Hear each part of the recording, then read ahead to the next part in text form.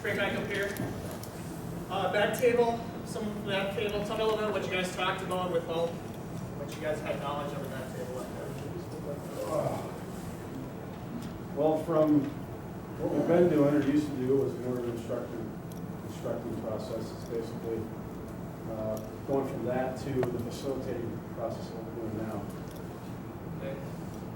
Good. How about right here? Yeah, I just walked through right here. How about back here?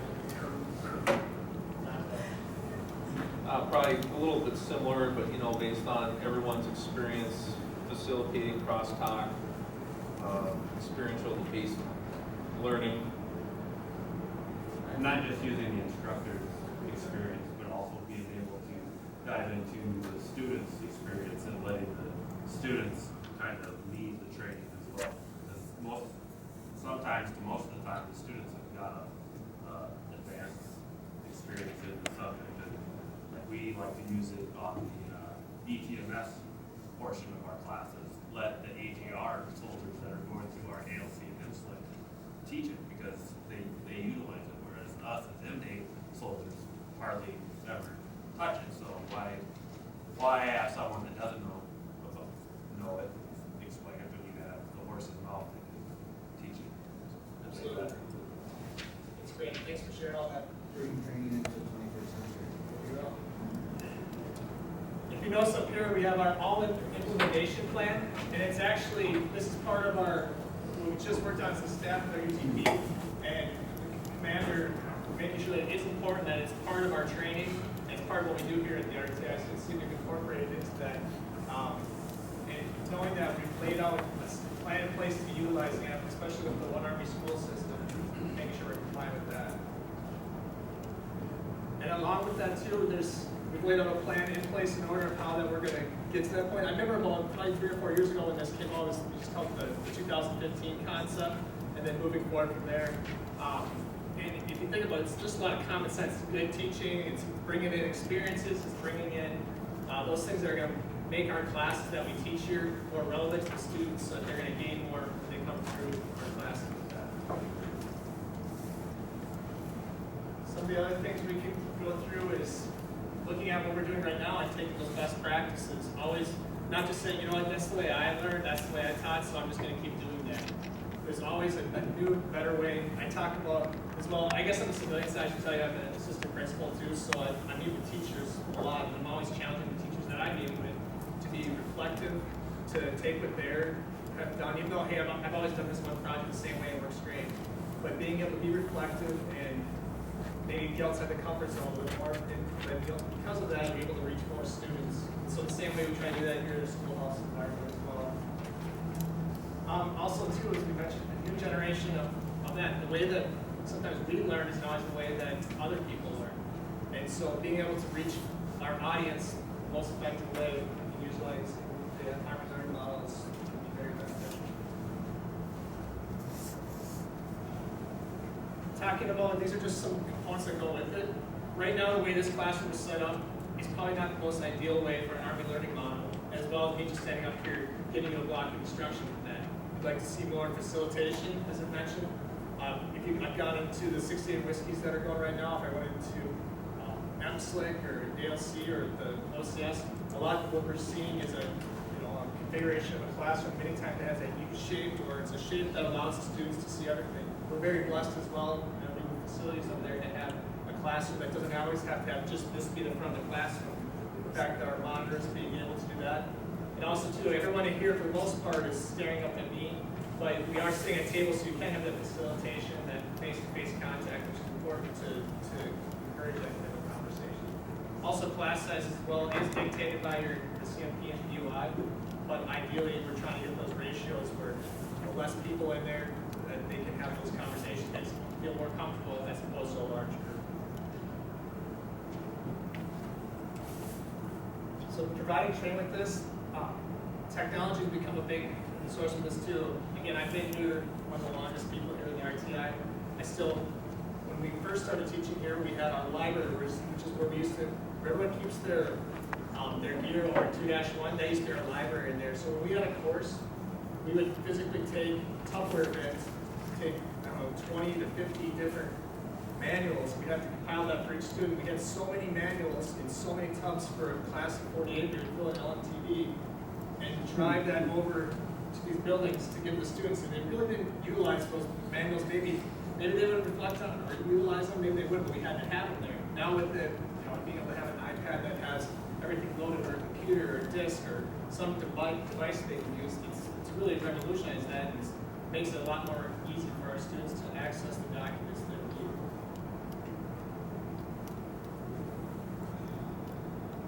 I think this bottom line here, just the adaptability, and like I said, being reflective, being able to take those best practices, bring out the best in our students is going to make them better leaders, better soldiers. It's going to make our training better. It's going to allow us as an institution to put out a product with our students being more well prepared for that.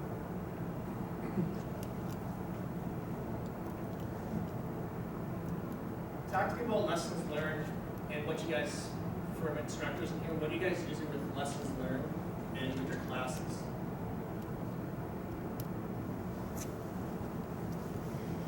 I have an example of lessons learned that I just got from 68 Whiskey. First time we're teaching 16 students instead of 6 or 8 like we're used to. So the prep time takes longer, which is intuitive, makes sense. So the instructors find that they have to spend 30, basically double the time to prep for the 68 Whiskey lanes. But your cleanup time is significantly less. Why would that be? Because you use the students to clean the mannequins. Exactly. So they actually cut their cleanup time in half. So they're doing a good job because, of course, they're being squared away instructors. They're on site before their students are, so it makes a longer day for the instructors. That's also a lesson learned, of course, how to balance that work-rest cycle. But they actually are gaining time on cleanup in between their iterations.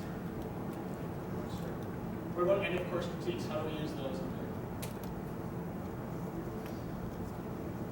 At the end of each day for the ALC course, we, as instructors, we go through each bullet comment, and there's always those bullet comments that are just bullet comments, and we disregard them because they are what they are. But the ones that actually stand out, we talk about as a group and how we're going to address them in the future, not only tomorrow but also in the next teach. Like I noticed the 68 Whiskey has some bullet comments on it. They tried to draw the heart. And the students said that was the most ridiculous thing they've ever seen. So I'm going to guess that they're not going to do that. But it was something new and out of the box that they were trying to implement, and lesson learned, don't do that. I believe, how did that first critique set out online and submitting them that way? Being able to also have quantifiable data that's within those end of course critiques so that an individual instructor can actually see where they're at with their students. And being able to also have thick skin enough to take the good and the bad from that and making yourself a better professional, a better instructor, it's going to make you successful. Sorry, Dale. I also get all the electronic ARs. And this regiment, we actually address them to try to make sure defect issue, the bigger picture of the defect, the laundry to utility, all that's handled to the regiment side through the instructor that they're bringing up to that level. But it does come right to me as well. With our upcoming accreditation as well, we'll be looking at, that'll be part of our accreditation standards. What do we do with that information? Do we just take it and say, hey, thanks for telling us, or do we make those changes? So it's important when we get those things and we're all reflective and we make changes on it. That's what's going to make us as an organization better.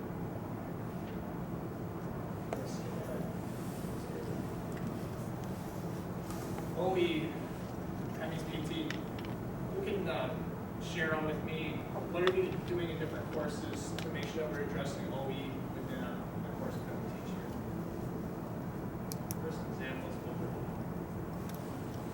That's like, sorry. We have them do OE briefs periodically throughout the course, but we allow them to do it on different themes, whether it's political aspects of things or different countries or orientation things, and then a lot of current events. And we have them students brief that periodically throughout the course, so we make sure we're touching on all the operational environment stuff during the ALC teaches. The big thing we do at IMSLIC is that for each subject that we're teaching, we require the students to address the MSG model and how that block instruction, how does the MDP process, what political aspects does it have, what kind of military references does it apply to, the time, social, so that way they have a better general understanding of how that is into the military atmosphere. The Wikipedia follows that model, country on Wikipedia, all the models picked up On the MSG, yeah. Again, some resources, well, if you're not familiar, utilizing OE where you can find different things like this. These are, as things are changing too, I know there's newer updated versions of this as well. All right, I've kind of gotten started. As an instructor, again, that focus on my courses are being adaptive, responsive, that we're gearing into the individual students, finding the best ways to draw their information from those students to value, to make the class that you're giving that much better. That's not always easy. It's something that takes time, it takes effort, but the more that we can do that and build that within our sections and within the course, it makes it better. Yeah, I think a big one on that story is not being afraid to try new things is a big one. Because I know, like, you always get stuck at doing something a particular way all the time. But you see it a lot with like new instructors. There's like a POI, and it's like you're blinded, and you got to do it this way. But like last year, we incorporated the VBS3 system into the ALC teach. And sometimes it works good, sometimes it doesn't, but you don't know that unless you try it. So being able to kind of go outside of the box and still follow the POI, but do different things to see if it's going to work. Because you don't know if it's going to work unless you try it. If you don't try it, you're not going to know. So I mean, it's taking that step to try something new and get some of that other technology involved is another big one too. Here's a few suggestions that you have as well. Again, this has kind of been mentioned already, but relying on those students. You got those students where, for example, when I was always using the law enforcement, and I was using the detainee apps. Those were my things I was calling on police officer out there to help me out with the class. Holding classes in different places too. We get, sometimes it's easy to have them in these buildings right there, but we can get outside or different venues or areas or whatnot. You can really add to the instruction of that. Allowing students to guide their own learning. Challenging, maybe there's an online thing that they can go to after hours and they can, using like a Blackboard type thing, students can blog and talk and discuss it, things like that. Motivational quotes, country briefs, like we mentioned with that, they get utilizing those ADRs and they need to reflect on that. Anyone else have any other suggestions? The allowing students to guide their own learning. We all have the POI and all the information that we have to push out in an actual class. But the other thing that it does is every person has to give that OE brief on that subject, but then also we allow them to, well, I am a subject matter expert, and they just start rattling off the stuff, and we're, as an instructor, we're going by and checking, hey, they brought up this, and they talk about it as a class, hey, they brought up this. So it's guiding their own learning by, they know it, why do we have to death by PowerPoint or go over the subject if it's already known? So it's informational. If they know it, got it. We're not going to beat the dead horse. If you notice at the beginning, my attempt there to have you guys discuss the group is kind of known as a formative assessment as well. So I was trying to get a feel for my audience too, my class, and going that. So like I said, going into a presentation, knowing your audience, and then checking those things, and then you can have more enrichment and deeper things if the audience is there, so you're not just exactly right, just pushing the same thing. All right. Going through from accreditation from last time we had accreditation here, I can tell you firsthand, I sat with the TradeOff accreditation team, and we had some really nice, they commented about the posters that we had up about Alm. They saw Alm being utilized in our classrooms. They talked to the students, and now this is something that was brought up. So as we gear up for 2018 accreditation, you're thinking about, what I'm talking about right now is how you can incorporate Alm into all facets of our training here, because they will be talking about as again we go through accreditation, and make sure your students are able to, are going through, but articulate those things in some way as well, so they'll know that's what we are really doing. sessions too, just utilizing those different resources, communicating, talking. Here's another thing I've noticed over those two. Instructors sometimes used to be like, I've got this really great new thing, but I keep it all myself, and I got my binder and stuff.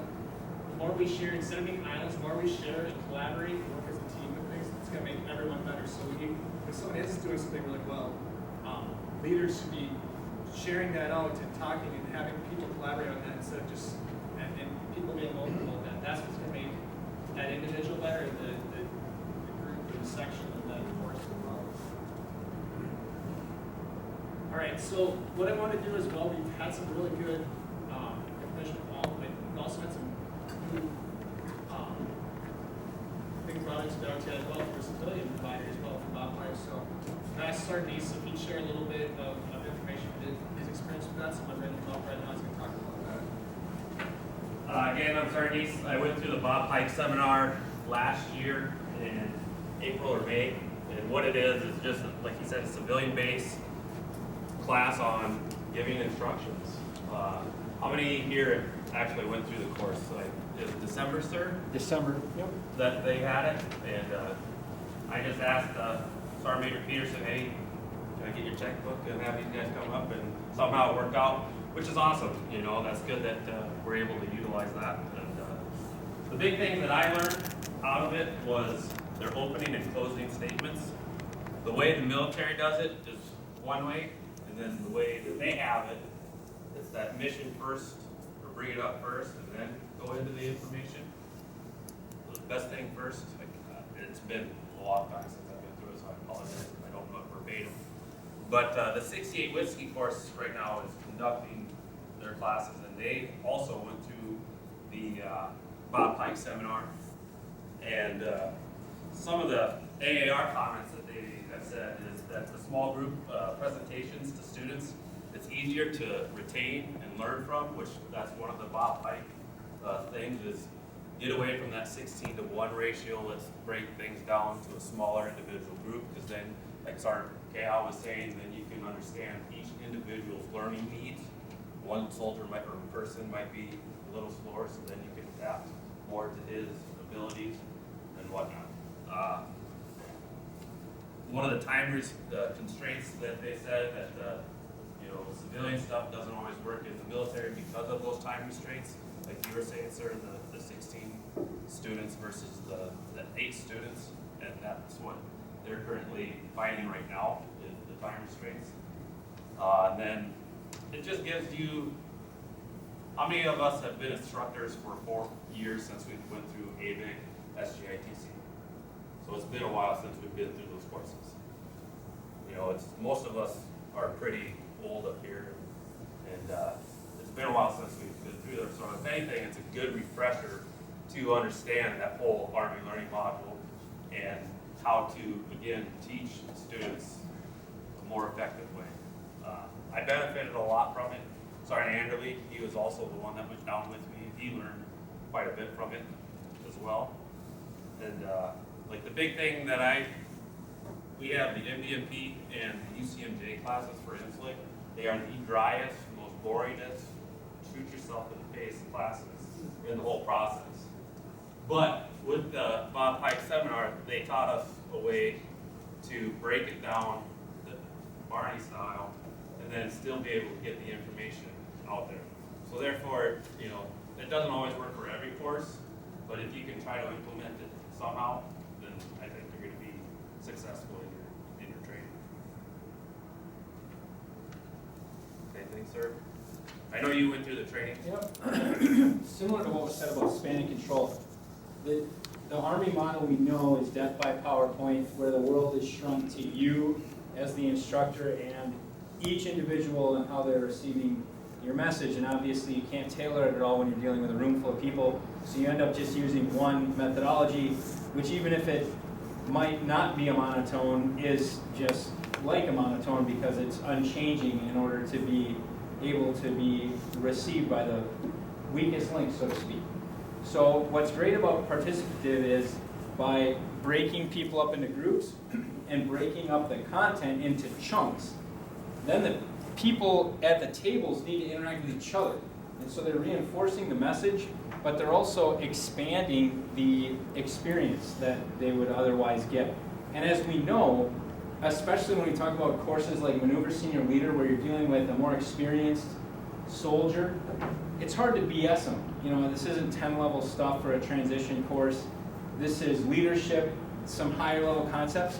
So you can really leverage the participative in that environment, and the students are going to love it. They're going to take some ownership and start interacting with each other, and it also helps to mitigate the bad actors who otherwise are like, this is a waste of my life, I could be doing something better, I'm going to write that, and of course critique was crap and all the instructors sucked. So I think it's got a whole lot of benefits by the principles that are used here, and actually this is one of them. You know, every time you go to write something that someone else is going to read, not just your own notes, now you're going to approach that different. It's going to take you out of your comfort zone a little bit. So that was one other thing that was really good about the participative approach, is that you go from a low stress to a high stress. From the moment you walk in the room, you can be the gray man or the uniformed woman like anybody else. You have no name and no real personality. They break out the name cards, you start doing little events at your table with each other, and all of a sudden, now you know each other, and you have some connection to each other. And so when it comes time, especially in something like a culminating exercise, where you're out in the field together operating, and one person's being graded on leadership and the rest are being graded on followership, you're gonna have a much better experience overall, a much better product by using some of these techniques than if you don't. One of the things that they taught us was having competition in the class of the name tags. You have your little 4 students here, 4 students there, 4 students there, and everybody gets to compete. They don't know what a prize is, but as adults and as military members, most of us are interested in alpha, male, female. We want to win, even non-coherently, we want to win. So if you have that little competition, then like he was saying, it gets those people that are in the box to go, hey, I know the answer, or I know the answer. And it fosters that learning environment a lot more. And then at the end of it, the winning atmosphere is, hey, you get a RTI cup or whatever, but you don't tell them what the actual prize is, but you know, I want to win. I don't care what it's at, I want to win. So I highly recommend going to the Bob Pike seminar. It's been 4 years since I went through ALC for SGITC and TCC and all of those. So it was a good refresher, and then there's just a lot more experiences that the civilians brought that we'll be able to implement in the military. So. Sorry, Gail? Yep, so just in summary again, Pike's a great example of the all process right here. As an institution, we saw the benefit of utilizing something, an outside resource like that. We brought it in, had our soldiers trained up on it, and it's having impacts in our classrooms right now. So just before we leave, and this is kind of going through the all process again, I'm kind of just checking in a little bit on the presentation we just got done with. So who can tell me a little bit in their own words what the all process means to them, and take us down there. What do they think? What does all mean? What do they get from today's? Learner center. Learner center. Okay. What do you, Mr. Relinquish some of that power, let them teach themselves, let them learn at their levels. What do you start, Jim? Just keeping it more live and active by utilizing everybody are more engaged. So, again, if you have any more things with and like to bring them forward to the QA, we can keep implementing those into our training sessions as well. Thank you guys so much for your participation in this. Does this room need to be set up anyway? There's another class tomorrow. Yes, we can just Leave it leave there. it as this. This is fine. All right, thank you very much.